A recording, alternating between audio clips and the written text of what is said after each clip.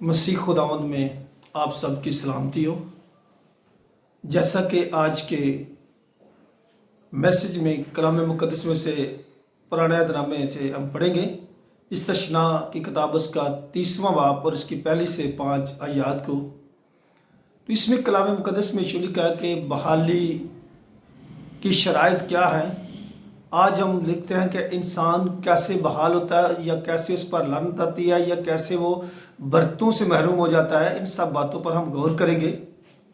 तो कलाम मुक़द्दस जब इस तशना की किताब में देखते हैं तो खुदावंद रब्बुल फ़ाज जो लश्कर का रब है उसके वादे और अहद जो लोगों और कौमों के साथ थे, जैसा कि बनी इसराइल कौम के साथ थे, तो खुदा ने उनके साथ यह वादा किया और अहद बांधा कि मैं कसम खा कर कहता हूँ जो कुछ मैं तुमके साथ अहद बांध रहा हूँ वो मेरा पक्का अहद है। उसने कहा कि लानत और बरकत ये दोनों तुम्हारे सामने रखी हैं। अगर तुम बरकत को मांगोगे तुम्हारे लिए बरकत होगी, अगर लानत को मांगोगे तुम्हारे लिए लानत होगी, लेकिन मैं तुम्हारे लिए भलाई करूँगा।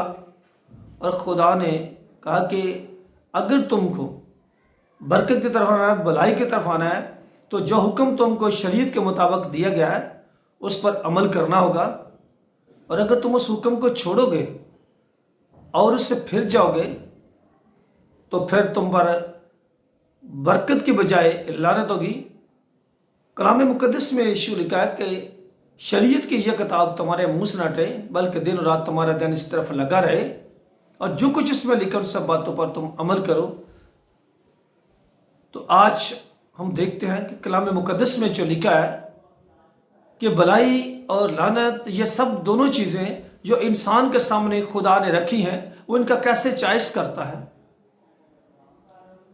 तो लिखा है कि जब तुम लोग मेरे हुक्मों को मानोगे, तुम्हारी औलाद या तुम मेरी तरफ फिरोगे तो मैं तुम्हारे लिए भलाई पैदा करूंगा और तुमको इस कौम को जो कि तुम्हारे लोग हैं जिस मुल्क से उखाड़ कर फेंके गए थे, जहाँ कहीं भी परगंदा होंगे मुल्कों में या कहीं इलाकों के अंदर या कहीं भी जगह, तो मैं वहाँ उनको फिर जमा करके एक जगह इकट्ठे करूँगा और फिर उनको बरकत दूंगा, उनके लिए भलाई पैदा करूँगा। क्योंकि खुदावंद के कलाम मुक़द्दस और शरीयत और उसके कानून को मानना हमारे लिए बेहद ज़रूरी है। तभी हम खुदावंद के मानने वाले लोग हैं।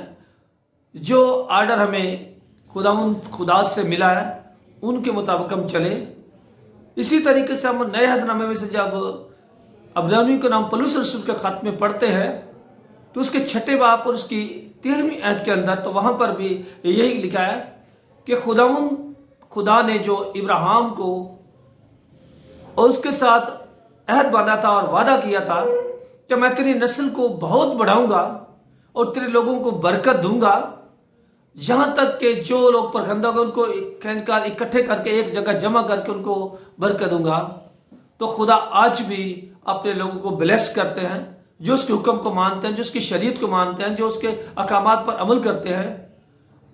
तो खुदावंद आज के कलाम के वसीले से आप सबको बरकत दे। आए सब अपने सर झुकाएं और दुआ करते हैं। ऐ जिंदा ते अब्दी खुदा, कायनात के खालिक और मालिक, तू हमारा खुदा और हमारा मोहकम किला और हमारी मजबूत चट्टान है। खुदावंद तुझसे जुदा होकर हम कुछ नहीं कर सकते। खुदावंद तू कल और आज बल्कि अब तक यकसा है।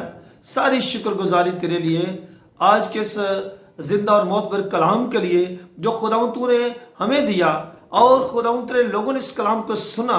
ऐ खुदावंद वो बरकत ठहरे, तेरा फजल तेरी कुदरत तेरे लोगों के साथ हो। बड़ी बरकत देना यीशु मसीह हमारे खुदावंद के वसीला से, आमीन।